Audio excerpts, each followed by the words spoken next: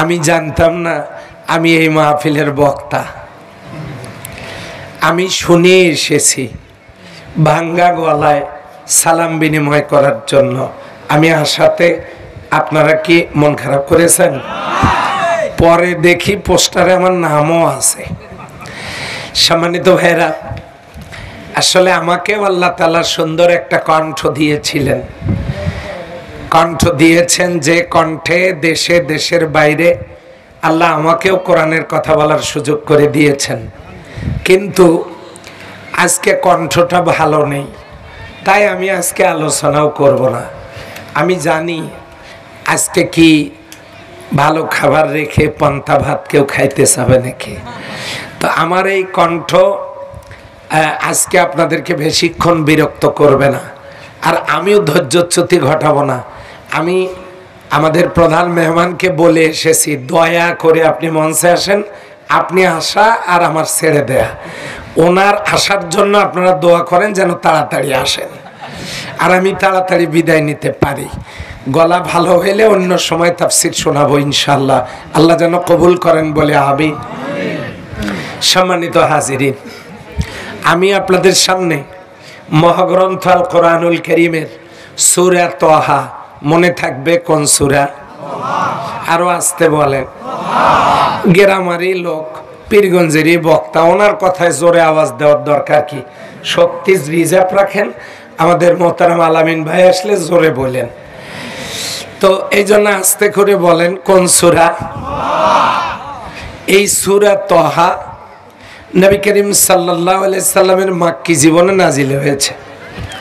এই সূরা তাহার 2 নম্বর আয়াত থেকে একটা মাত্র আয়াত আমি আপনাদের সামনে তেলাওয়াত করেছি। কেন আমি এই আয়াতটা তেলাওয়াত করলাম, এটার একটা কারণ আছে না নাই? আল্লাহ বলেছেন, মা আনসালনা আলাইকাল কুরআনা লিতাশকা, হে নবী আমি আপনার কাছে কোরআন এজন্য নাজিল করি নাই যে আপনি দুর্ভোগ পোহাবেন, আপনি কষ্টে থাকবেন, আপনি দুঃসহ জীবন যাপন করবেন, আপনার জীবনটা ট্র্যাজেডি পূর্ণ হবে, এজন্য আমি কোরআন নাজিল করি নাই। সুবহানাল্লাহ। কাল সকালেও বলতে না, বলছি কাল সকালেও বলতে পারবেন, আজকেই বলা লাগবে এমনটা নয়। তাহলে এবার আপনারা বলেন, কোরআন কি আল্লাহ সুখের জন্য না কষ্ট দেওয়ার জন্য নাজিল করেছেন? এখন আসেন, নাজিল করলেন কি জন্য? আল্লাহ তাআলা বলেন, অনুনাসিলু মিনাল কোরআনি মা হুয়া শিফাউম ওয়া রাহমাতুল লিল মুমিনিন। আল্লাহ বলেন, আমি যে কোরআনটা নাজিল করেছি এই কোরআনটা সব সমস্যার সমাধান, আর মুমিনদের জন্য এই কোরআনটা রহমত। সুবহানাল্লাহ বলবো না? সেই কোরআন আমাদের বাড়িতে আছে না নাই?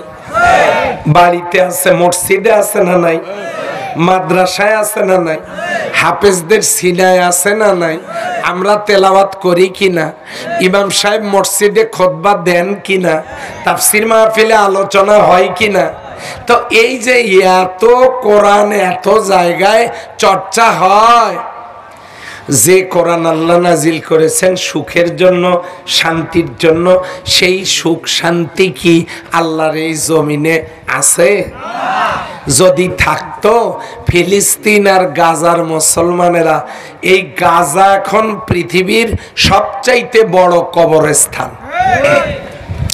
বসনিয়া, চেচনিয়া, হারেজেগোভিনা, ফিলিস্তিন, Kashmir, Bulgaria, Somalia, Hungary, Nigeria, south Africa, Libya, Lebanon, Myanmar, Syria, Bangladesh সহ তাম পৃথিবীতে মুসলমানেরা নির্যাতিত, নিপীড়িত, নিষ্পেষিত, নিগৃহীত, পদদলিত, লাঞ্ছিত, বঞ্চিত, অপমানিত। কথা বলেন ঠিক কিনা? এটা কেন হয়েছে আমি কি একটু বলবো? আচ্ছা, মনে করেন এক বাবার 2 ছেলে। কয় ছেলে? বাবা কয়জন? এক বাবার 2 ছেলে। এক ছেলে বাবাকেই মানে না, আর আরেক ছেলে বাবার কোনো হুকুম নির্দেশ নিষেধ একটাও মানে না। তো এই দুই ছেলের মধ্যে কোন ছেলে ভালো? একটু বুঝে শুনে জবাব দেন। এক ছেলে বাবাকে মানে না, আর এক ছেলে বাবাকে সম্মান করে কিন্তু বাবার একটা নির্দেশ মানে না। কোনটা ভালো? আরেকবার বলেন, কোনটা ভালো? একটা ভালো না। এ কথার পক্ষে যারা হাত তোলেন আলহামদুলিল্লাহ, একটু কষ্ট দিলাম। তাহলে এক ছেলে বাবাকেই মানে না, আর এক ছেলে বাবাকে মহব্বত করে কিন্তু বাবার একটা কথাও মানে না, একটা আদেশও মানে না, নিষেধও মানে না। আপনারা বললেন দুইটা ছেলের একটা ছেলেও ভালো না, এ কথা ঠিক আছে তো? আচ্ছা, তাহলে আমার আল্লাহর এক শ্রেণীর বান্দা আছে যারা টোটালি আল্লাহকে মানে না, আর আরেক শ্রেণীর বান্দা আছে যারা বলে আমার আল্লাহ, এই ঘর আল্লাহর ঘর, কোরআন আল্লাহর কিতাব, হাদিস রাসূলের বাণী, মসজিদ ভালো, নামাজ ভালো, এগুলো বলে। মাদ্রাসা করা ভালো, তারপরে নামাজ পড়া ভালো, কোরআন ভালো, হাদিস ভালো, আমার আল্লাহ আমার নবী সব ভালো, কিন্তু আমার আল্লাহর একটা আদেশও মানে না। তাহলে এই দুই বান্দার মধ্যে কোন বান্দা ভালো? আস্তে কোন, পাশের লোক শুনতে পারে। কোন বান্দা ভালো? একটাও ভালো না। তাহলে আল্লাহ সেই আল্লাহ যে যার বৃষ্টির পানি সবার কাজে লাগে, সূর্যের তাপ সবার কাজে লাগে, বাতাস অক্সিজেন সবার কাজে লাগে। যিনি নামাজ পড়েন তাকেও আল্লাহ রিজিক দেন, জমিনে ফসল হয়। যিনি পড়েন না তাকেও দেন। হিন্দুরও দুই হাত, দুই পা, দুই কান, দুই চোখ, মুসলমানেরও তাই, খ্রিস্টানেরও তাই। যে আল্লাহ তার দয়ায়, করুণায়, রহমতে, নিয়ামতে, বরকতে সবাইকে সমান দৃষ্টিতে দেখেন, সেই আল্লাহ হলেন বৈষম্যহীন। সেই বৈষম্যহীন আল্লাহর বৈষম্যহীন কিতাব কোরআন, যে কোরআন আমাদের বাড়িতে, যে কোরআন আমাদের মসজিদে, যে কোরআন আমাদের মাদ্রাসায়, যে কোরআনের তাফসীর হয়, যে কোরআন মুখস্থ করা হয়, যে কোরআনের জুমার খুতবা হয়, সেই আল্লাহর কোরআনের কথা বাদ দিয়া যারা অন্যটা করেন, আশা করা যায় তারা বুঝি ভালো। ধীরে বলেন, তারা বুঝি ভালো। তাহলে এই যে দুনিয়াতে অশান্তি, এই অশান্তিটা হলো কোথা থেকে?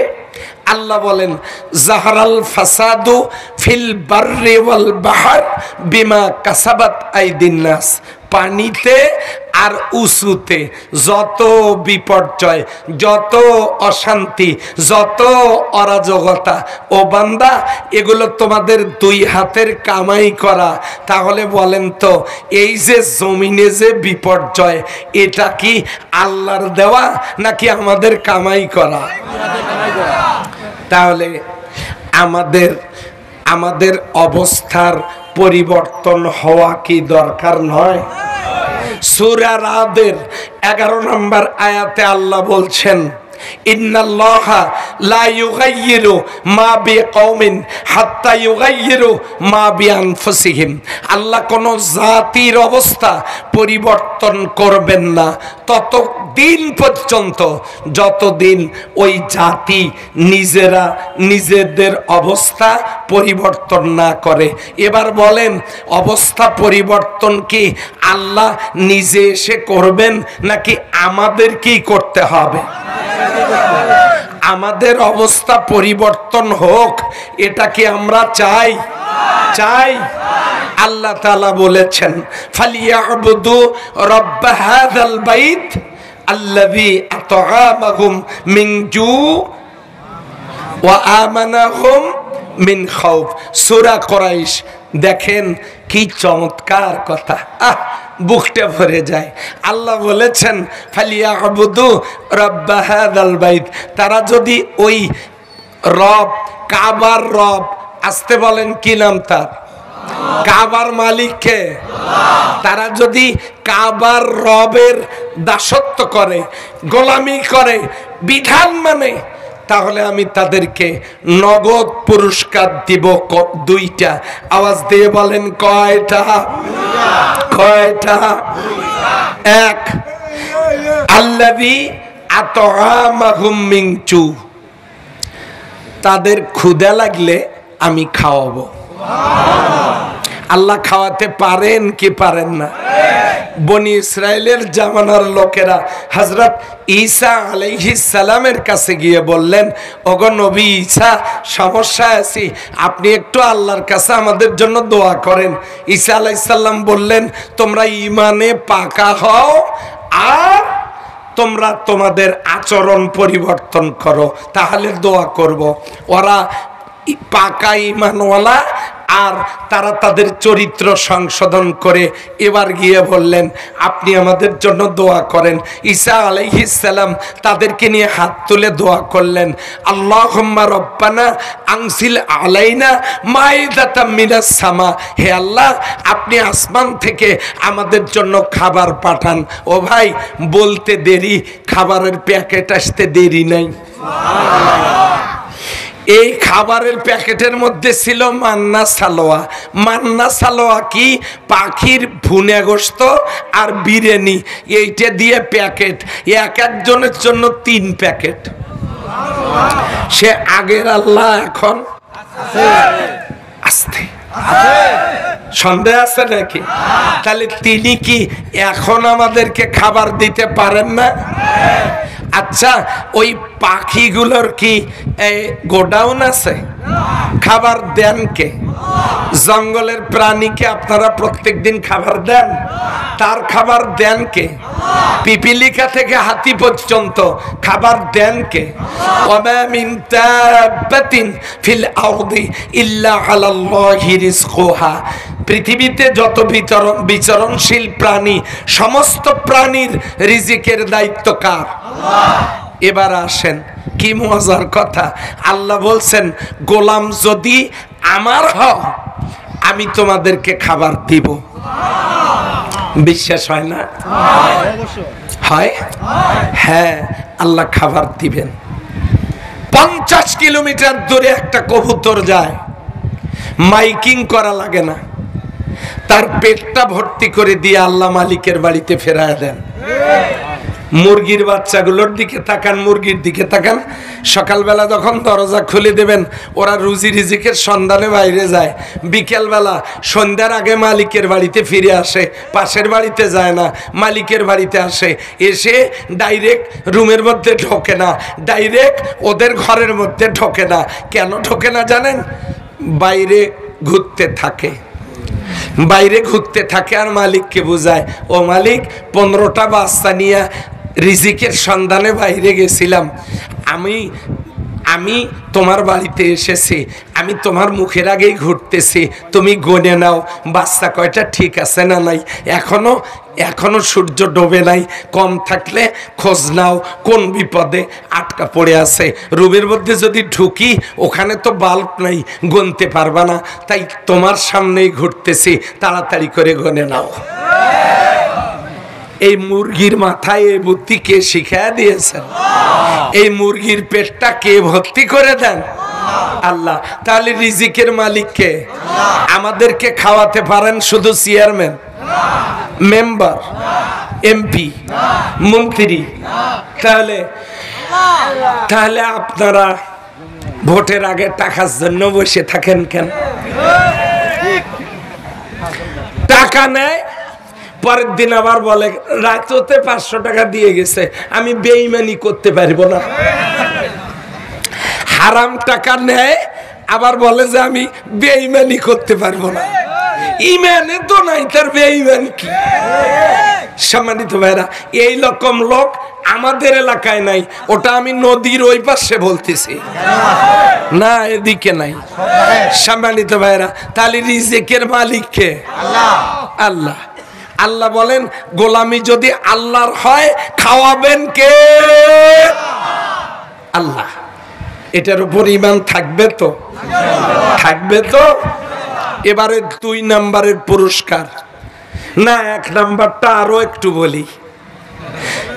যদি আল্লাহর গোলামি হয় তিনি যাবতীয় রিজিকের ব্যবস্থা, খাওয়ার ব্যবস্থা করে দিবেন। কেমনে? রাশিয়া 20 বছর, আমেরিকা 20 বছর, 20-40 বছর যুদ্ধ করে আফগানিস্তানটাকে তামা তামা করে দিল। রাশিয়া আমেরিকার সৈন্যরা দেশটা লুটপাট করে নিয়ে চলে গেল। একটা ক্ষতবিক্ষত দেশ।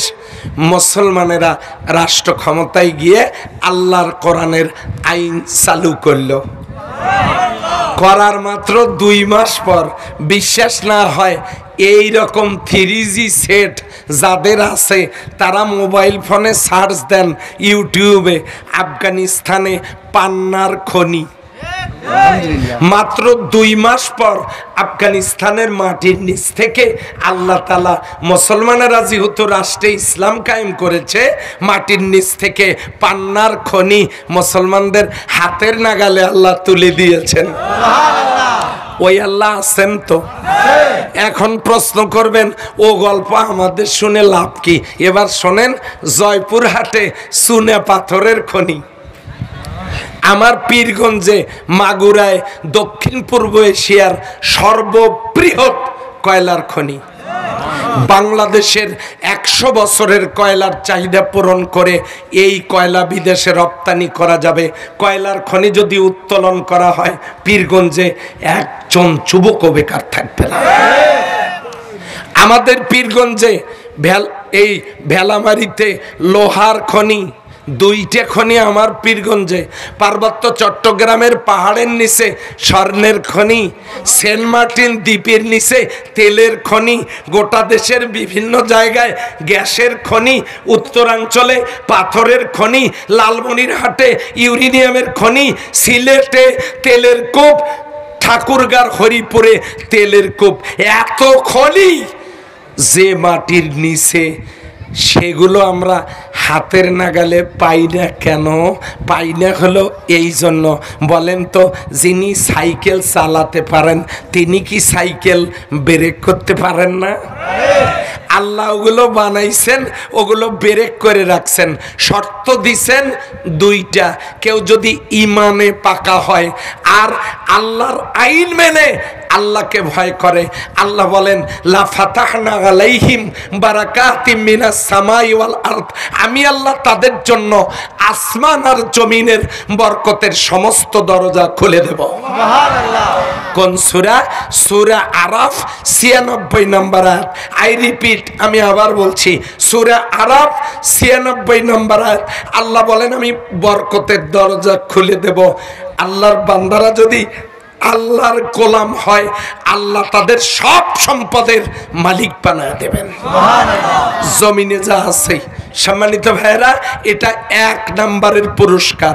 2 নম্বরের পুরস্কার, ওয়া আমানাহুম মিন খাউফ, বিপদ আপদ মুসিবত, টেনশন, হেজিটেশন, এক্সামিনেশন, ফ্রাস্ট্রেশন, যত রকমের বিপদ মুসিবত আছে, আল্লাহ বলেন প্রয়োজন যদি হয় তাতানাজ্জালু আলাইহিমুল মালাইকা, আমি আল্লাহ প্রয়োজন যদি হয় আসমান থেকে ফেরেশতা নাজিল করে আমি তাদেরকে সাহায্য করব। অতীতে আল্লাহ এই সাহায্য করছেন না করেন নাই? বক্তা নিয়ে আসেন ভাই। সময় দেখেন, আমি ওই লোকেরা বিরক্ত হয়ে যাচ্ছে। ওই কয়েকজন বিরক্ত হয় নাই, বাকিরা মনে মনে ভাবতেছে যত তাড়াতাড়ি নামবেন অতই ভালো। আচ্ছা শোনেন, এই বসো, শোনেন সম্মানিত ভাইরা, বিপদ আপদ মুসিবতে সাহায্য করবেন কে? আল্লাহ। কি দিয়ে? প্রয়োজনে ফেরেশতা নাজিল করে। দেখেন কেমনে করে। ইব্রাহিম আলাইহিস সালামকে অগ্নিকুণ্ডে ফেলায় দিছে, জিবরাইল আমিন আসে বলেন এর আগে আগুনে পড়ে কেউ আসে নাই, একটু পরে খবর খারাপ হবে, সাহায্য লাগলে বলেন। ইব্রাহিম আলাইহিস সালাম বলছেন যে আমি তোমার সাহায্য চাইবো কেন, আমার জন্য আল্লাহই যথেষ্ট। আল্লাহ জিবরিল আমিনকে ডেকে বলেন কি ঘটনা? আল্লাহ আপনি নাকি যথেষ্ট। আল্লাহ বলেন ইয়া নারু কুনি বারদাম ওয়া সালামান আলা ইব্রাহিম, হে আগুন আমার বন্ধু খলিলের জন্য আরামদায়ক হয়ে যাও। ইব্রাহিম আলাইহিস সালামকে পোড়াতে পারছে? মুসা আলাইহিস সালাম সমুদ্রের কিনারে, পিছনে অস্ত্র শস্ত্র সহ সুসজ্জিত সৈন্যবাহিনী, ফেরাউনের সৈন্য। মুসা আলাইহিস সালামের নদীর সামনে, নদীর সামনে, পিছনে ফেরাউন সৈন্য। কি কোনো সমস্যা না? আপনারা নড়াচড়া করলে ভাই আমার ভয় লাগে। সে ব্যবস্থা পরে হবে, এত জোরে নড়েন না তো। আচ্ছা ভাই শোনেন, কাল লাগান। সামনে নদী, পিছনে ফেরাউন সৈন্য। মুসা আলাইহিস সালাম বলেন ও আল্লাহ, ইমানদারদেরকে সঙ্গে নিয়ে হিজরত করেছি, ওরা যদি আক্রমণ করে সবাই মারা যাবে। যদি সবাই মারা যায় কাল আর তোমারে কেউ ডাকবে না। সামনে নদী, পিছনে ফেরাউন সৈন্য, বাঁচালে বাঁচাও, মারলে মারো। আল্লাহ বলেন ও মুসা, তোমার হাতে ওইটা কি? যে লাঠি, তুমি শুধু তোমার লাঠিতে দিয়ে সমুদ্রে আঘাত করো, আঘাত করার দায়িত্ব তোমার, মাঝখান দিয়া ব্রিজ বানানোর দায়িত্ব আমার। বানায় দিচ্ছেন না দেন নাই? প্যারাগন অফ বিউটি, বিশ্ব সুন্দরী জুলাইখা প্রেমের প্রস্তাব দিল ইউসুফ আলাইহিস সালামকে, আই লাভ ইউ, मैं तेरे बहुत प्यार करती हूँ।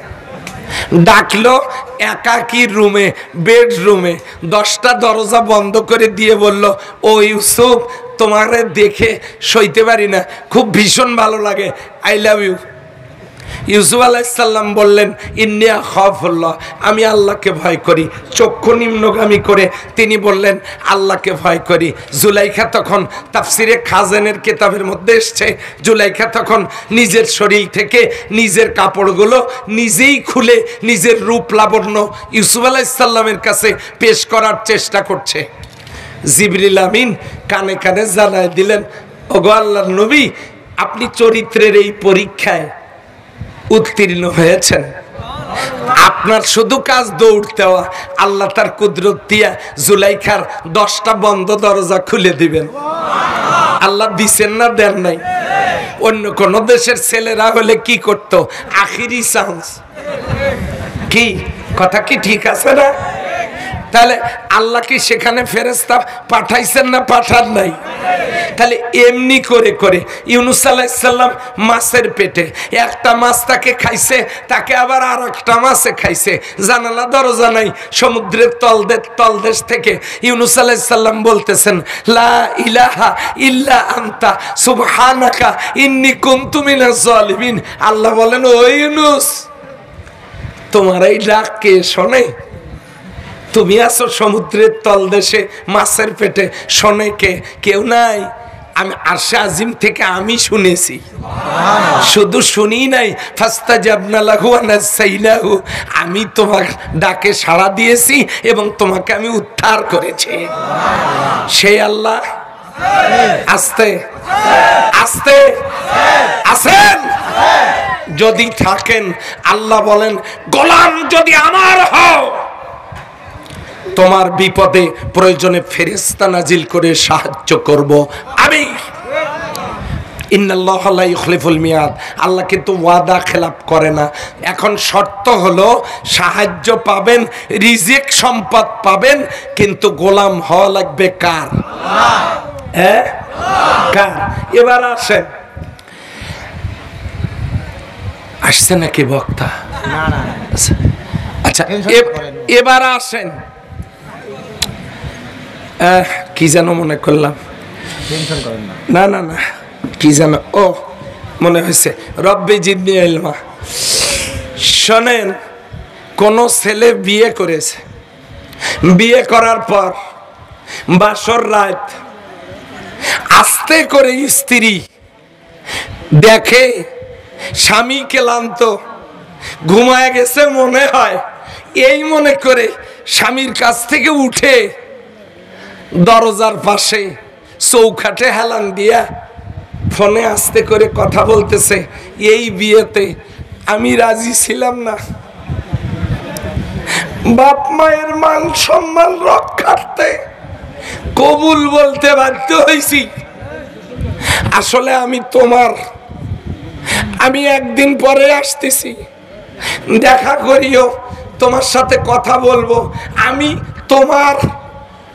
স্বামী বেচারা বউ খাটে না পেয়ে আস্তে করে উঠিয়ে দেখে স্ত্রী বলতেছে, এই বিয়েতে আমি রাজি ছিলাম না, আমি তোমার, বাবার মান সম্মান রক্ষার্থে কবুল বলতে বাধ্য হয়েছি। এই কথা স্বামী নিজ কানে শোনার পর মহব্বত তো বাড়বে। এই দিকের লোকজনের তারা মনে করছে, আওয়াজ না দিয়ে মনে করছে ওইটুকুতে আর কি সমস্যা। এবারে আপনারা বলেন, মহব্বত কি বাড়বে? সংসার কি থাকবে? কি হবে? প্রথমে হবে মায়ের, তারপরে হবে বিচার, তারপরে হবে তালাক। কথা বলেন ঠিক কিনা? কথা কি বুঝছেন? স্বামীর ঘর করে, পরকিয়া করে আরেকজনের সাথে, যদি ধরা পড়ে তাহলে যেমন বিপদ আছে, ঠিক তেমনি আল্লাহ বিনামূল্যে সূর্যের তাপ দেন, অক্সিজেন দেন, নিয়ামত দেন, খাবার দেন, জীবন দেন, সব দেন। আল্লাহর বান্দা হওয়ার পরে যদি দল করে শয়তানের, কিয়ামতের দিনে খবর আছে না না? তাহলে গোলাম হওয়া লাগবে কার? আল্লাহ। ধীরে বলেন কার? আল্লাহ। তাহলে আল্লাহর গোলাম হতে গেলে সেটা কোন জায়গায়, সেটাও তো জানা দরকার। কোন জায়গায়? নামাজে। হ্যাঁ, নামাজ পড়বেন, না পড়লে মা সালাকাকুম ফি সাকার ক্বালু লাম নাকু মিনাল মুসাল্লিন, সাকারে জাহান্নামে যাওয়া লাগবে নামাজ না পড়লে।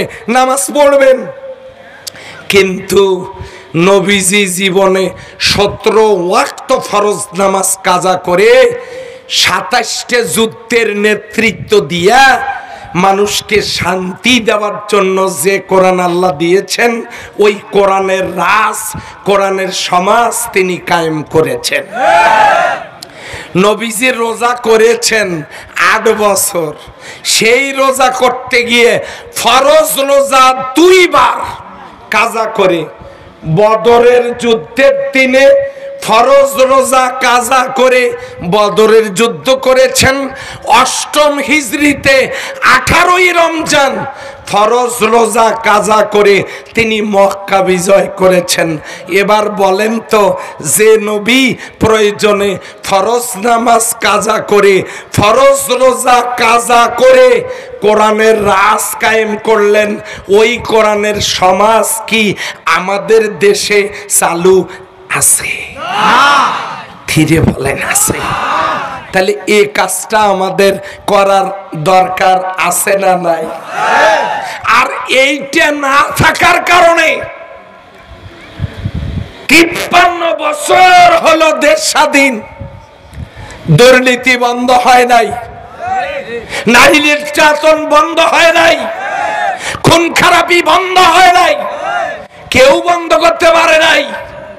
আর আল্লাহর বিধান যদি থাকতো, জমিনের খনিজ সম্পদ হাতের নাগালে পেতাম, কোনো বেকারত্ব থাকতো না, দুর্নীতি থাকতো না, অরাজকতা থাকতো না।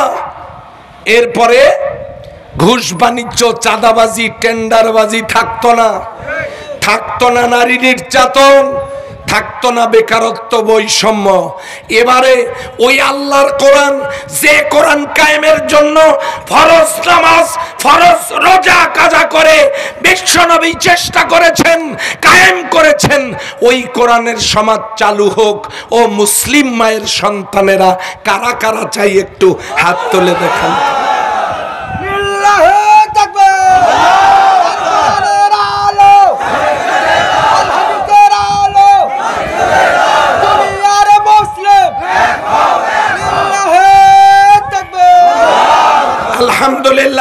আমার সম্মানিত হাজিরিন, এখন সেই দাসত্বটা হবে কোন জায়গায়?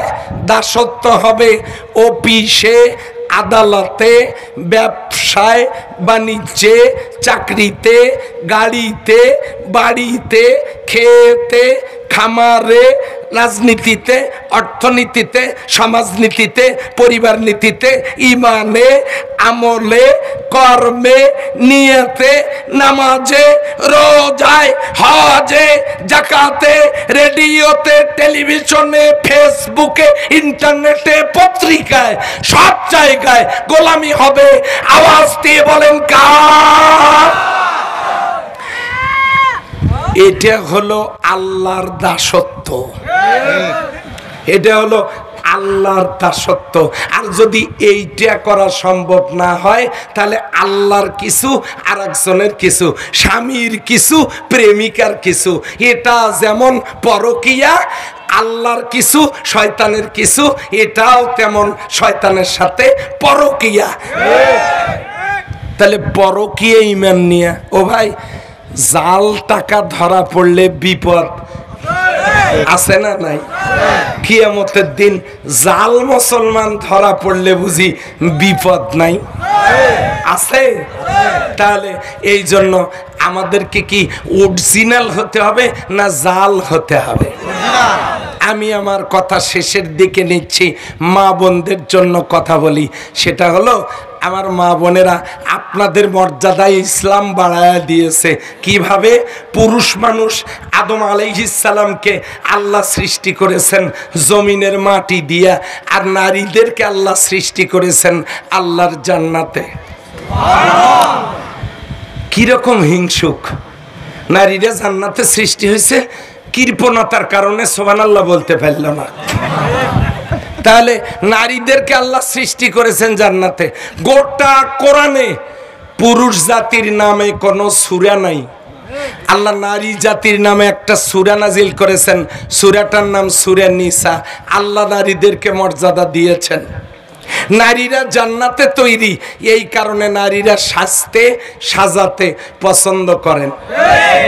এই যে কোনো বাড়িতে যদি নারী না থাকতো, তাহলে আপনারা মিয়া 6 মাসের মধ্যেও মশারি তুলতেন না, মশারি তুলতেন না। মশারির ভিতরে ঢুকতেন সেজদা দিয়া, বের হতেন রুকু করিয়া। মশারি তো ফেলানোই লাগবে, তোলার দরকার কি? আপনারা তুলতেন না। এই যে গা থেকে কাপড় খুলে এই বাঁশের উপর, তারের উপর যখন রাখেন, মনে হয় জীবন্ত একটা বাদুড় লটকে আছে। খাবারের পরে তো জিন্দিগিতে কোনোদিন খাবারের প্লেটটা আমরা পরিষ্কার করি না। আরো কিছু দোষ আছে, ওটা আমি বলবো না, কারণ আমাকেও তো নিরাপদে বাড়ি যাওয়া লাগবে। শোনেন, আল্লাহ কিন্তু নারীদের মর্যাদা দিলেন। এবারে নবীজি কিভাবে মর্যাদা দিলেন? এক সাহাবী সে জিজ্ঞাসা করছেন, খেদমত করব কার? তোমার মার। তারপরে কার? তোমার মার। তারপরে কার? তোমার মার। তারপরে কার? তোমার পিতার। মায়ের কথা কয়বার বলেছেন? নবীজি বলেছেন, ওই ব্যক্তি ভাগ্যবান যে তার 2টা কন্যা সন্তানকে লালন পালন করে সৎ পাত্রস্থ করলো। ওই লোকটা আর আমি নবী আল্লাহর জান্নাতের পাশাপাশি রুমে থাকবো। আল জান্নাতু তাহতা আরজুলিহিম উম্মাহা, তোমার মায়ের পায়ের নিচে তোমার জান্নাত। এক শ্রেণীর পুরুষ মানুষ আছে, তারা বলে ভালো করে খেদমত করো, স্বামীর পায়ের নিচে জান্নাত। আস্তে আস্তে বলতেছে, এই কথাটা তারা বলে যারা বেশি বেশি খেদমত নেওয়ার যাদের অভ্যাস। আসলে পুরুষ মানুষের পায়ের নিচে জুতা। এটা যেন নারীরা আবার না শোনে। পুরুষ মানুষের পায়ের নিচে জান্নাত নাই, ওটা হলো জুতা। আর মায়ের পায়ের নিচে জান্নাত। তবে স্বামীর খেদমতে আল্লাহ খুশি, আল্লাহ খুশি হলে পুরস্কার জান্নাত। কিন্তু পুরুষের পায়ের নিচে জান্নাত, এটা কিন্তু আসল কথা নয়। আসল কথা হলো, ওটা হলো ওই লোকগুলোর কথা যারা বেশি বেশি খেদমত নিতে চায়। ধীরে বললাম এই জন্য যেন মহিলারা না করে। আমার কথা কি বুঝতে পারছেন? তাহলে আল্লাহ মর্যাদা দিয়েছেন নারীদেরকে, রাসূল মর্যাদা দিয়েছেন নারীদেরকে। এবারে ইসলাম মর্যাদা কিভাবে নারীদেরকে দিলে দেখেন। বিয়ে করতে গেলে মহারানা লাগবে। মহারানাটা কি দেখেন, আকিমুস সালাত, নামাজ কায়েম করো, কুতিবা আলাইকুমুস সিয়াম, রোজা আল্লাহ লিখে দিয়েছেন। দুইটার কোনোটাতেই ফরজ কথা বলেন নাই, কিন্তু মহারানার ব্যাপারে বলেছেন ওয়াতুহুন্না উজুরাহুন্না ফারিজাতান, তোমরা স্ত্রীদেরকে সন্তুষ্ট চিত্তে মোহর দাও, এটা ফরজ। নারীরা মহারানা পাবে। এখন কি মহারানা দেয় না নেয়? এখন চালু আছে যৌতুক, এটা হলো মানবতার বিরুদ্ধে কৌতুক। আচ্ছা, নারীরা স্বামীর কাছ থেকে মহারানা পাবে, স্বামীর সম্পত্তিতে অংশ পাবে। এরপর নারী জন্মগ্রহণ করলে বিয়ের দিন পর্যন্ত পুরা এই বয়সের কোনো খরচ তার না, খরচ বাবার। বিয়ের দিন থেকে কাফনের কাপড় পর্যন্ত সমস্ত খরচ স্বামীর। নারী স্বামীর সম্পত্তিতে অংশ পাবে, স্বামীর মহারানা পাবে, বাবার সম্পত্তিতে অংশ পাবে। কিন্তু ইসলাম চালু না থাকার কারণে ভিক্ষুকের চাইতে ভিখারিনীর সংখ্যা, ফকরেলির সংখ্যা সমাজে কম না বেশি? কেন?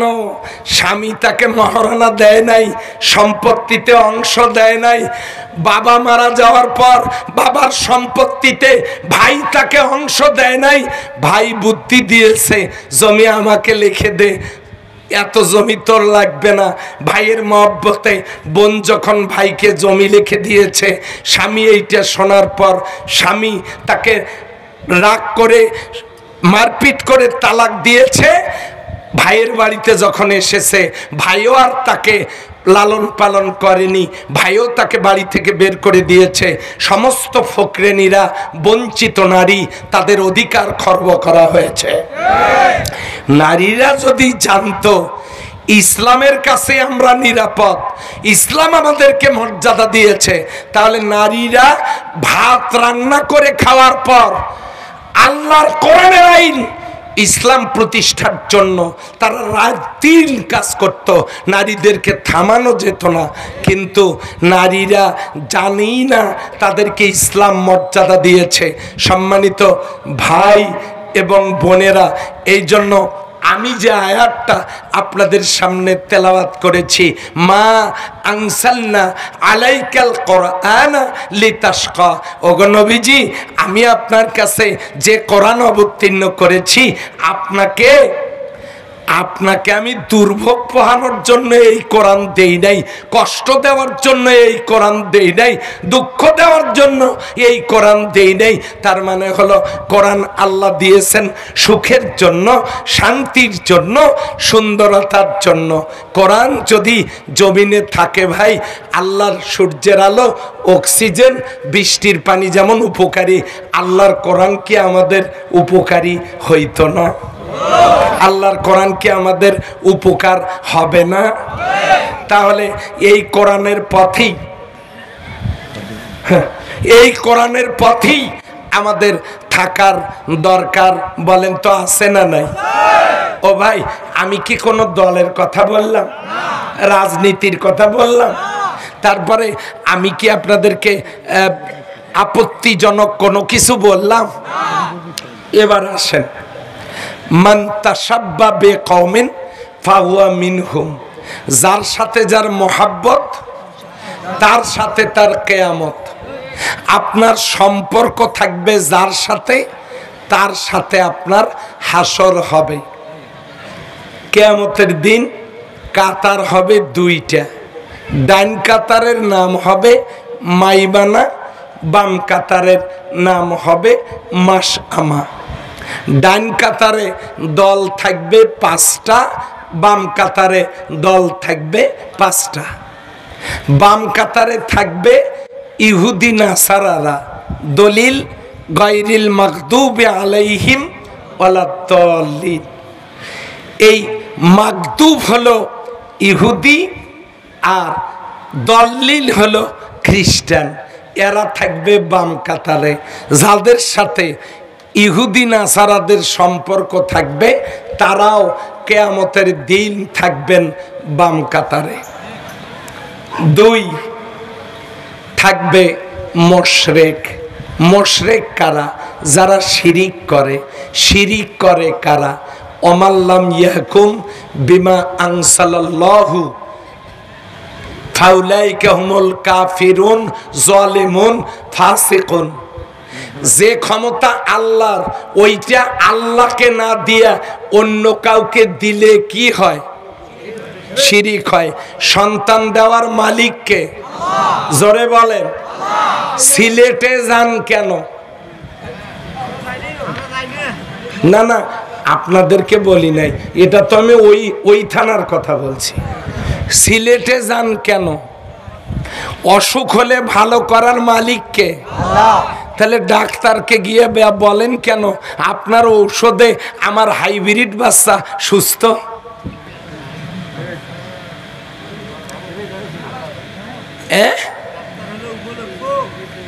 আচ্ছা, ইন্না শিরকা লা যুলমুন আযীম ওয়া মান ইউশরিক বিল্লাহ ফাকাদ হারামাল্লাহু আলাইহিল জান্নাহ। যে ব্যক্তি শিরিক করবে তার জন্য আল্লাহর জান্নাত হারাম। এই মুশরিকেরা থাকবে বাম কাতারে। কথা বুঝতে কষ্ট হচ্ছে? মেহমান আসতেছে। 3 নাম্বার থাকবে জালেম। জালেম কারা? ইন্নাল্লাহা লা ইয়াহদিল কওমাজ জালিমিন। জালিমদের কপালে হেদায়েত নাই। জালিম থাকবে বাম কাতারে। আমাদের অতিথি আসতেছেন, সাইফুল ভাই আসতেছেন নাকি? হ্যাঁ সাইফুল ভাই, ও পলাশ ভাই,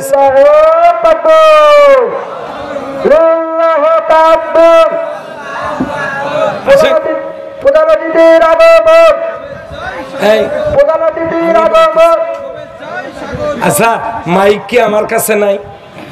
তুমি নীলাখা। আজকের এই মাহফিলের সম্মানিত অতিথির এখানে আগমন, আল্লাহ তাআলা তাদেরকে সম্মানের সাথে মঞ্চে আসার তৌফিক দিক বলে আমিন। নারায়ে তাকবীর। চৌধুরী সাহেব বসেন। শোনেন, সাইফুল ভাই আসবে না? লালমনিরহাট এখনো মিটিং কি মাত্র শুরু হলো। লালমনিরহাটে? হ্যাঁ হ্যাঁ। আচ্ছা হোক, আমরা একজনকে তো পাইছি, ঠিক আছে না? এ কথা বলে না। হ্যাঁ, আমি শেষ করতেছি। আমাদের প্রধান বক্তাও আসতেছেন ইনশাল্লাহ। আমাদের পলাশ ভাই, আমার প্রিয় এক ভাই, যিনি উপজেলা বিএনপির নবনির্বাচিত সভাপতি। সাইফুল ভাই আসতে পারেন নাই, ব্যস্ত আছেন, উনি আসছেন। আমরা মাহফিল কমিটির পক্ষ থেকে তাদেরকে আন্তরিক অভিনন্দন জ্ঞাপন করছি। আল্লাহ তাআলা তাদেরকে কোরআনের খাদেম হিসেবে কবুল করুক বলে আমিন। আচ্ছা ভাই, আমি তাহলে শেষ করে দেই। না না, শেষ করি। আচ্ছা, এই তো 2 মিনিট শোনেন তাহলে। পলাশ সাহেব, আমি একটু শেষ করি। তাহলে 1 নম্বরে বাম কাতারে থাকবে কারা? ইহুদি নাসারা। 2 নম্বরে কারা? মুশরিক। 3 নম্বরে থাকবে জালেম। জালেম কারা? যারা মিথ্যা মামলা দিয়ে জেল খাটাইছে।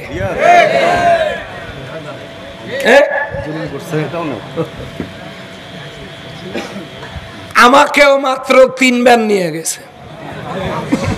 কয়বার? 3 বার। আচ্ছা আচ্ছা, নিয়ে গেল, যাক, ওটার বিচার আমি দিচ্ছি না। আমি শুধু বলতে আসছি, খালি এই যে মিথ্যা মামলা দিয়ে জেল খাটায় যারা, তারাই জালেম না। আর একজনের জমি যারা জোর করে দখল করে আছেন, না না, ওরকম লোক পীরগঞ্জ নাই, ওটা নদীর ওই পাশে আছে। আচ্ছা, বিয়ে করেছেন, স্ত্রীকে যারা মহারণা দেন নাই, নাকে রুমেল দিয়ে ঠিকই গেছেন মুনকির নকির সাথে নিয়ে, এক পাশে এক দুলে ভাই আর এক পাশে আর এক দুলে ভাই, মহারানার কথা, মহারানা কত? দুলাভাই বলছে 3 লাখ। নগদ কত? নাকফুল। ওই যে বিয়ে করে নিয়ে এসছেন নাকফুল দিয়ে, বাকিটা আইজও বাকি যারা দেন নাই। বাবা মারা গেছে, বোনকে যারা সম্পত্তিতে অংশ দেন নাই।